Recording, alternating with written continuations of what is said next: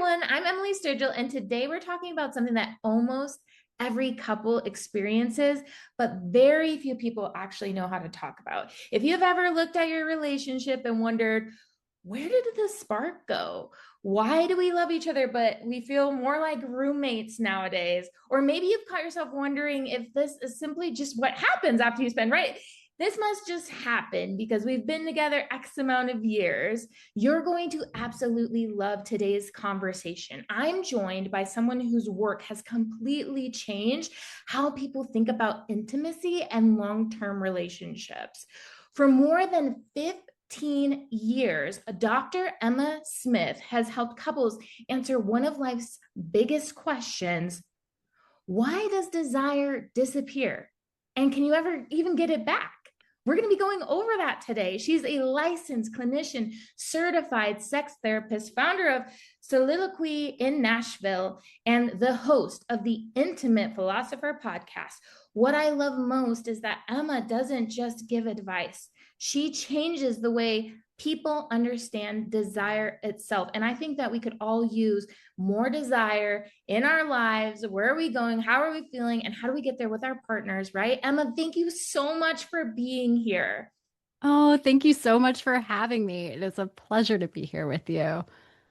Oh, so good. Okay, so I think one of the biggest lies couples believe is that we've grown apart. We have this idea that this is maybe just what marriage becomes or partnership becomes. Is that actually true? It is actually true that people believe that. Yes. And and it's because I call I call it the fine lie, right? Fine. I think that in our culture, we are sold this idea that passion and romance and desire are a young love thing, right? We Oh, talk about the honeymoon phase, and then we buy into this idea that if you are with somebody for a longer period of time, that you are supposed to eventually upgrade to something more mature, something that is about good companionship and building a life together, and that desire gets downgraded, right? And so I believe that this is the fine lie because it's not, oh, wow. it can be that way. And I guess if you wanted it to be that way, like you do you, right? But it doesn't have to be that way. You can be with somebody over the long term and have this very good co-parenting life and building that life together and be really good partners and still want each other in this way Mm. that is fiery and passionate and good. It doesn't have to downgrade. There is no required downgrade. I love that you put that. It's not required. It's not, maybe it's something you see happening, but that doesn't mean that you can't change how you and your partner interact. And I think so many people think like, oh, something must be wrong then with my relationship, or maybe they've been taught just simply the wrong story, right? It's like, how, so I love that you can give them insight to that, like spicy, passionate, no, this could be anything you want it to be kind of momentum. So if someone's watching this and feels they like they still deeply love their spouse or their partner, but they don't feel that honeymoon phase that you were talking about, like excitement, spicy desire, mint kind of thing, where do they even begin to turn the ship around? Yeah, I mean, this was something that I found in my couples that I was working with, right? Was you would have people who were in these long-term gorgeous relationships and they were just like, where do we even start? And Yeah. I for them, it was about saying, okay, like what are the conditions that we are working with here, right? Because like there's also this idea of it's not going to be a one size fits all scenario. If you have kids under the age of 5, okay, that's not going to look the same and No. desire is not going to appear the same way in that context as it does for my empty nesters who have Oh, built a life and have the kids kind of like off they're off living their own life. It's also not going to look the same for people who are experiencing maybe starting a business and having to do this ramp up process. It's not going to look the same for people who are in perimenopause or menopause and are managing hormone fluctuations and other types of things. So one of the Right. things is really looking at, what am I working with? Like, what is the context of my life where this is actually happening? And I think that's really important, because a lot of times we make it a personal problem when it's a Mm. contextual problem. Right. It's like a kind of identifying, hey, what season are you in? And also making it okay. Like, hey, you are identifying what season you're in, and then taking that piece of your life and then working that relationship as it makes sense to the couple or to them. Is that, do I have that right? Yes. Yes. Perfect. I think that's incredibly hopeful. It's not about like you have to go find something new or be like you were when you first met. How do we create what works for us now in this season, in this, if you have kids or if you're in menopause or if you're retired or different things that are going on around you, like discovering a new way of seeing the person that you're with and seeing them in a new light, and how do you create that spark with what you Yeah. already are working with. So I love that. One thing that really struck me is that you said the desire isn't luck. It's actually a skill. So can you tell us a little bit more about that? Yeah, one of the things that you're talking about, when you're saying like, oh, you don't have to go get this other thing. What I call Mhm. it is it's a desire recalibration, right? Ooh. So what you're doing is you are meeting the person you are and the person that your partner is, and really Mm. having this experience of discovering the patterns of what works for you, and saying like, okay, so how do I meet myself in this, and how do I meet my partner in this? And a lot of times couples work, one of the reasons why I loved becoming a sex therapist is that so much couples work talks about communication, which is great until you are in a relationship that is so good you can talk about anything in the abstract.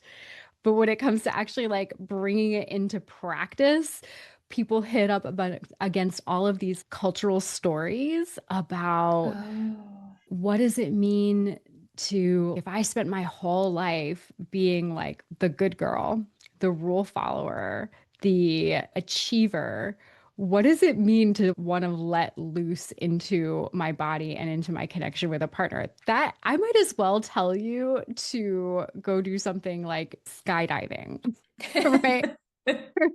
Or something like that. I'm afraid of heights, so maybe that's why. Oh, that feels really daunting. And That then, feels daunting to me too. I think a lot right? of people will resonate with that. And then, like, for the guys who are like, I'm a provider, or I'm Mm. this strong masculine person because that's who I was told I had to be, right? In order to be Yeah. desirable. I think men get about this much room to actually be a full, realized emotional person. Yes. But now I'm like, oh yeah, but your partner really wants you to be vulnerable and tell her what you want. And they're like, I'm Wow. sorry, what? Wait, Whoa. I didn't get, I'm not on that committee. Like what what do you mean? I have to say this. And it can be really daunting. I love helping couples really learn how to step into this beautiful arena we call the bedroom, Yeah. right? And meet each other there and figure out how to do this dance in this way with each other. That's beautiful. I like that you use the word recalibration. Well, Hmm. because in most experiences or big life shifts and changes, people are going through recalibrating, whether they are literally aware of it or not. And so Yeah. to hide, right, the desire that we have for our partner, or not think of it in that way that we do so many other things, like when you even get married or when you do have kids or when you do have career changes or when you Hmm. buy a home and all those different life events that can happen. Why wouldn't we put the same kind of time and attention on the person that we pick to do life with and have fun with and create experiences with, right? I love that you bring that conversation and that idea that just like in anything in life, we can recalibrate and rise to a different frequency, a different level of operating for that thing, right? If we show up and show out for our business or for our career, why can't we do the same kind of recalibration and up level to create this whirlwind, beautiful, whatever it could mean to the person, desired state with their partner? So I Yeah. love that you use that word. Do you have anything to kind of add? Yeah, I do. I mean, one of the things is that when I was building this approach, I wanted to build it for the people I was seeing in my practice.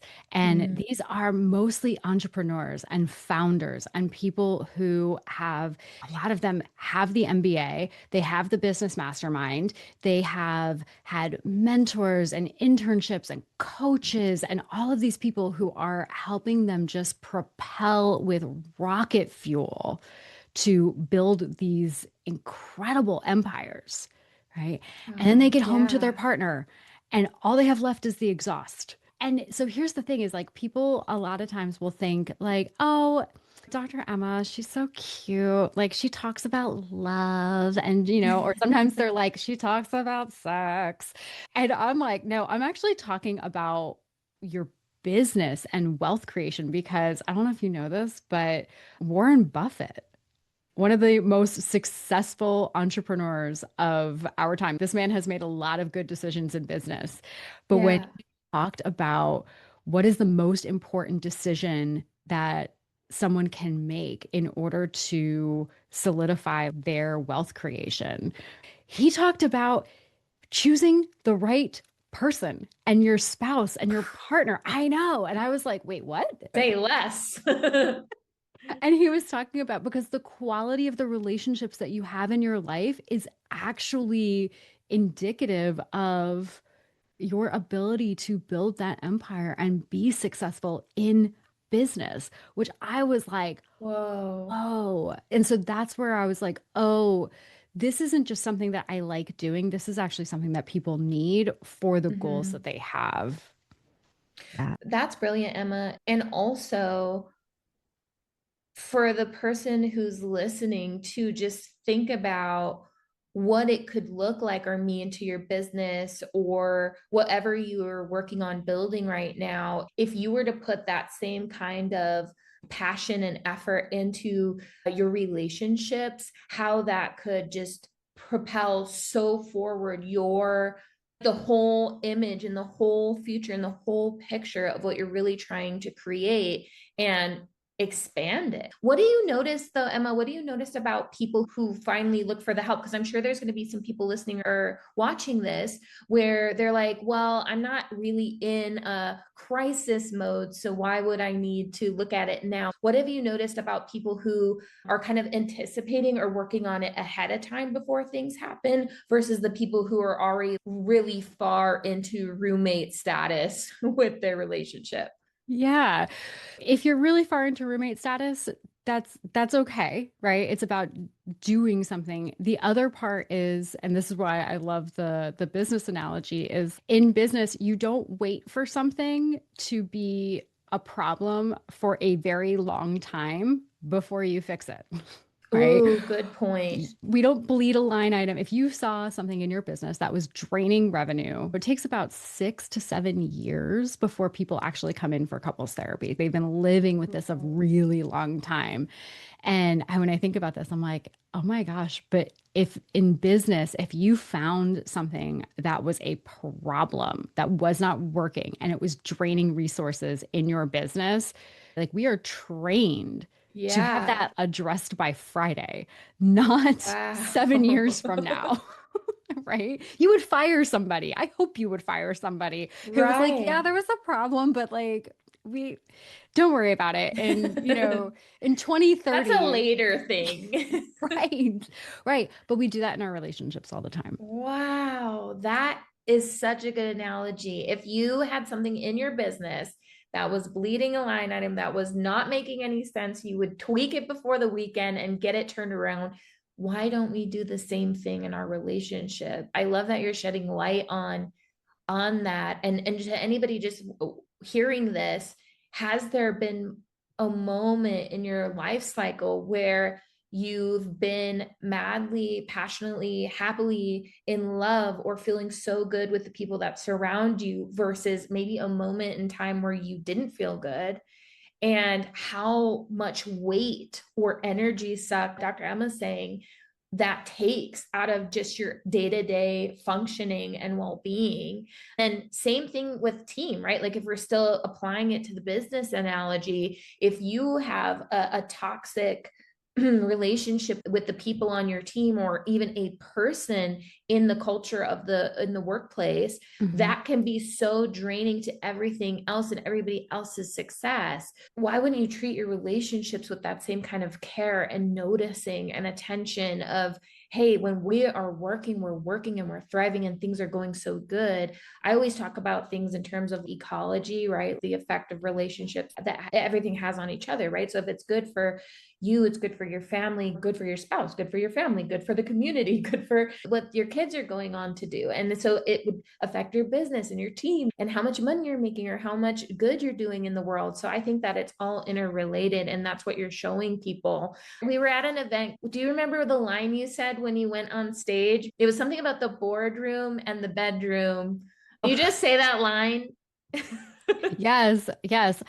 So often, the things that make you brilliant at navigating business in the boardroom are the same things that are crushing desire in the bedroom.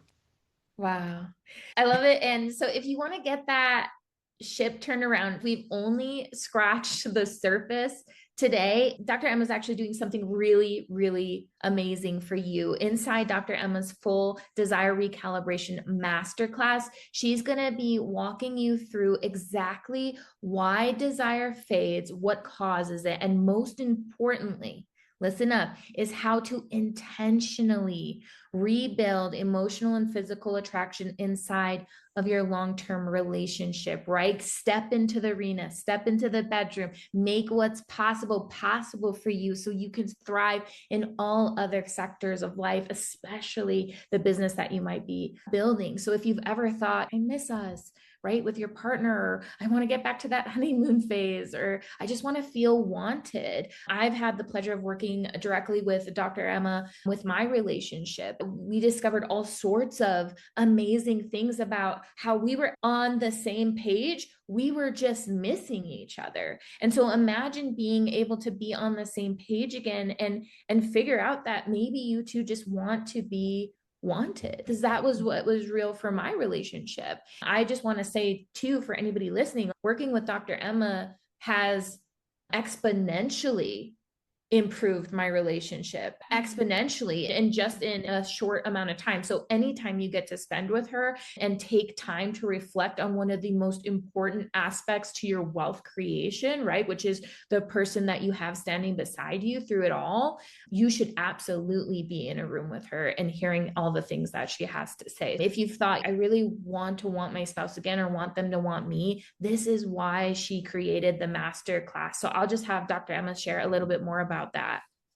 Yeah, so we're going to bring you in and it's going to be an afternoon. And sometimes people are like, "Wait, what?" And I'm like, "No, this is the full style training. I spent a lot of years training other therapists in the field, and nobody ever wanted me to come in and just talk for an hour because that's a sales pitch." Right? Like if I did that Yeah. for clients, that's a sales pitch. I want you to leave with real depth and understanding. This is a masterclass. You leave with something deep. We're going to come in and we're going to walk you through that and have you leave with a starting point for, oh, this is possible for us. If I did my job right at the end of this, you should walk out with your brain swirling around how Mm. this is fixable. Like we can figure this out. We love each other. That's the most important part. I can't fix that in a master class. But if you love each other, right? No love spells here. No Just love working with what you spells. got. Yeah. No love spells. But if you come in loving each other, I'm hoping that you Oh. leave with some real good ideas of, oh my gosh, we can do something about this. That's amazing. And I also heard that people can work with you on an even deeper level as a part of this masterclass. Can you tell us a little bit about that opportunity too? Yes. So I have a VIP experience for folks. Ooh. Yes. And you get an extra hour with me. But the best part about it is I put it before the main event. And this is Ooh. why. Because what we're going to be doing is I developed something. Sometimes, like when life is really complicated, you don't even know where to start. So I created something called the Desire Context Inventory. What that is it helps you go through, and we're going to walk through all of the different facets of life that could be kind of undercutting desire. And it might be, Oh. what is your physical health doing? Where are you at physically, right? Are you like super sedentary and hunched over a computer and forgetting to eat and drink water?